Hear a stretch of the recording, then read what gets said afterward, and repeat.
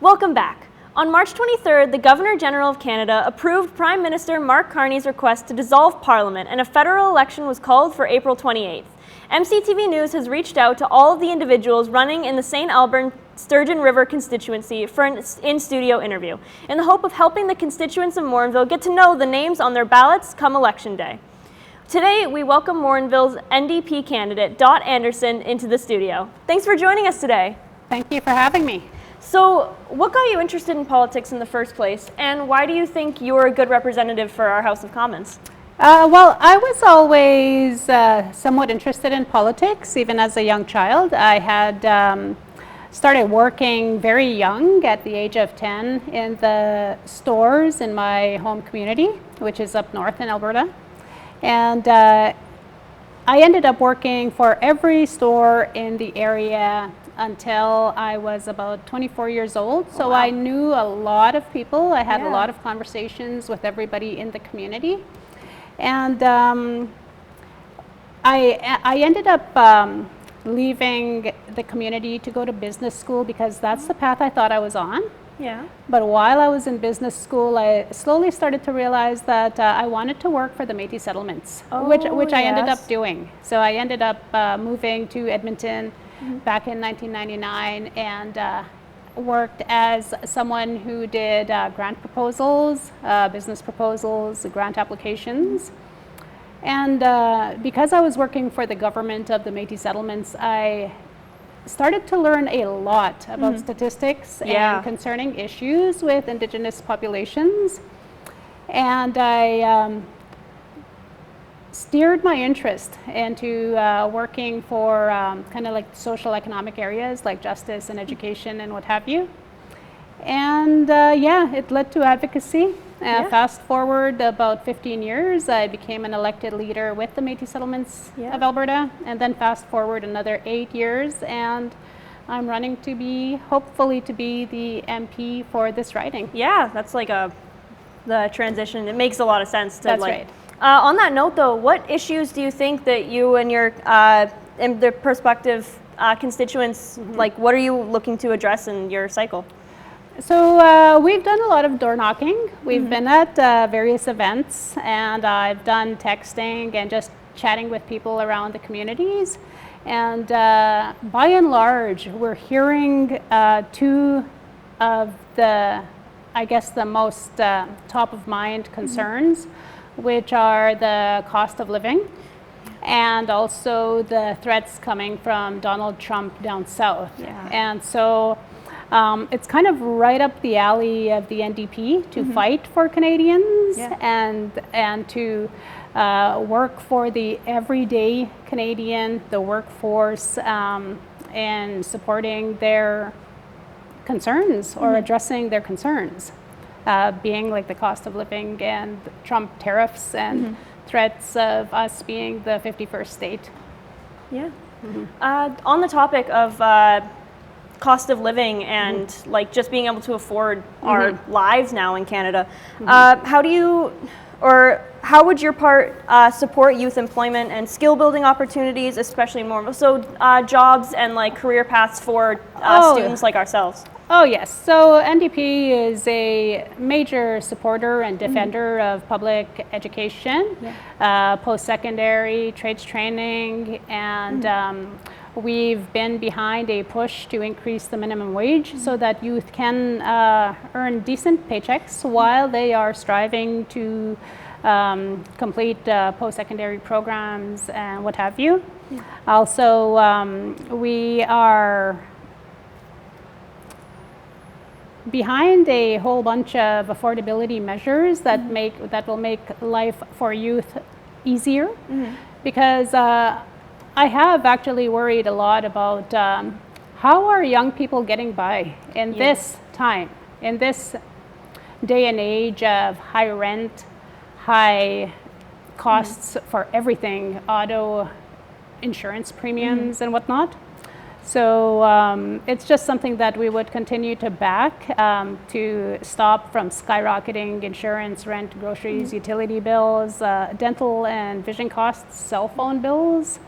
and a host of other expenses. So we've always been known for having Canadians' backs, and we've had a lot to show for that, and it's just something that we would continue doing. Yeah, that sounds awesome. Because as somebody who's like employed myself, like I know the minimum wage, like I don't have many bills to worry about, but I already work a lot of hours, and I can't imagine being able to like afford when I eventually do move out. And times are changing in Alberta also. So we see young people getting into a variety of different education areas. Yeah. And it falls right in line with the need to diversify our economy. And that's exactly one of the things that the NDP promises to do, is to protect the Canadian economy, protect the Alberta economy, and support youth and diversifying the economy so that you will have a lot more options for your career path as opposed to what we've customarily known here. Yeah. On the topic of Alberta economy, a huge driving of Alberta is the oil and gas. What's your stance on the future of oil and gas development in Alberta, and how would your party balance energy development with the climate action? Absolutely. So climate change is affecting a lot more than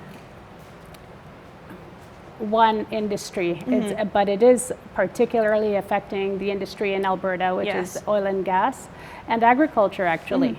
So our intention is to diversify the economy, get into different industries, reach different markets for different industries, and to lessen the barriers between provinces and territories in order for us to be able to work with our neighbors openly and more easily, so that it's expanding on opportunities for everybody. Yeah. On the topic of climate change as well, what supports would you advocate for dealing with natural disasters like the wildfire we had in Alberta a year ago? Okay, so we are actually actively supporting climate change. Canadians are doing their part to fight the crisis. They deserve a government who does their part to protect our air and water in particular. People are losing their homes, their livelihoods, and even their lives to wildfires, floods, and increasingly extreme weather across the country and here. And so under the Liberal government, Canada has continued to have the worst record of addressing climate action in the G7. And in fact, as if that were not concerning enough, the Liberals have also provided more taxpayer financing to oil and gas than any other country in the G20. Oh, wow. Yes. So little known facts, right? Yeah. And despite promising to end fossil fuel subsidies, billions of dollars of our money has been going into the wealthy big oil corporations, even as they rake in record profits. So this is something that the NDP would put a stop to and have the biggest polluters in Canada paying more of their fair share for the pollution. Which makes sense, because like they're the ones. 100%. On a different topic, you brought up the whole Trump situation, the 51st state. Why is your party the best choice to deal with the current challenges, especially ones we're facing south of the border with the United States and the Trump presidency? Okay, so whether it's his threat of making us the so-called 51st state, or whether it's the tariffs that he's leveling on Canada and many other countries, Albertans aren't interested in having their livelihoods be put into jeopardy. And we're simply put, we're not interested in being bullied. And we have been hearing this loud and clear as we knock on doors in the riding. And I was here in Morinville where we heard that here as well yesterday. And so to put it simply, the answer is no. Immediately no. That's what we're hearing from the youth. The NDP will use retaliatory tariffs, export bans, procurement bans, and legal challenges to address all of this. The U.S. are reliant on Canada's resources, particularly oil and gas, critical minerals and lumber. Denying access to those resources, or even just adding export taxes to them, will make it difficult, if not nearly impossible, for the U.S. economy to thrive. These NDP countermeasures would, I'm confident, would fast track our way back to a better trade relation with our partner to the south. The other aspect here is the need to support affected workers because it is them who are at the front line, losing hours at their jobs, losing or facing lower income or lost income. And New Democrats will bring in emergency support for them. This includes fixing EI so that they qualify for EI with less hours, and that EI payments are being received immediately. Because household expenses are not waiting for anybody to get another job or to get another check. Especially with the tariffs rising, like with groceries, and like it just can't. Exactly.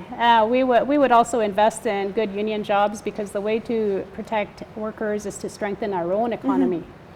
Right, so this includes local manufacturing and supply chains. We'd prioritize and build up our infrastructure and invest in housing and transportation. Shutting down the economy in the face of these threats is counterproductive, and it would hurt us more. That's what Trump wants, and that's not what we want. So that won't happen on our clock because the NDP knows that the answer to economic challenges is to build, to stimulate the economy. Resilience would happen with stimulus spending. So emergency support for workers, diversifying the economy inside of Canada, and removing development barriers between provinces. I mean, the list goes on for potential solutions, but those are just a few. That's and it sounds like it's like you can't just shut down and like we have to do something about it, right? No, it's about resilience. You might have answered this earlier, but what would your party do to address the housing affordability crisis, especially in urban areas? Like I know myself, I was planning on moving to the city to go to university, but I was looking at it and I just don't think I can afford it by myself. Is there something your party in particular is planning on doing to combat that? So we have already worked to remove GST off of the cost of home building. We would just work with partners for the supplies needed for building homes so that they're most cost efficient, to do house building in a way that's supporting our own Canadian economy and making it as affordable as possible for our community members. All right, finally, kind of the low-hanging fruit question, but what separates you from all the other candidates, and why should people vote for your party in particular? Well, I have a lot of leadership experience, whether that was happening through my official elected position with the Métis settlements. But I've also held various jobs where I was leading teams. Right, and through the process of working on programs and projects with my teams, I learned that the safe way, the best way to make good solutions and to respond as quickly and as best as we can to problems is to really listen to people. For sure. So as cliched as it sounds, I am a big supporter of open door policy, but not only that, it's so very important for an MP of this riding to be meeting stakeholders and people where they are at. So I would be making a concerted effort regularly to talk with people, to hear what's always on the top of mind of constituents, and to take that back to Ottawa so that we are always being, not only always being heard, but that the things that I'm taking back to Ottawa are always current and always of the highest priority. So my thing is relations throughout the riding, relationships with stakeholders, keeping everybody in the loop, communicating well and communicating regularly and openly in a way that we all feel like we're in it together. Because really it wouldn't be about me. It's never about me. The work that I've always done has always been about a lot of people, about us, really.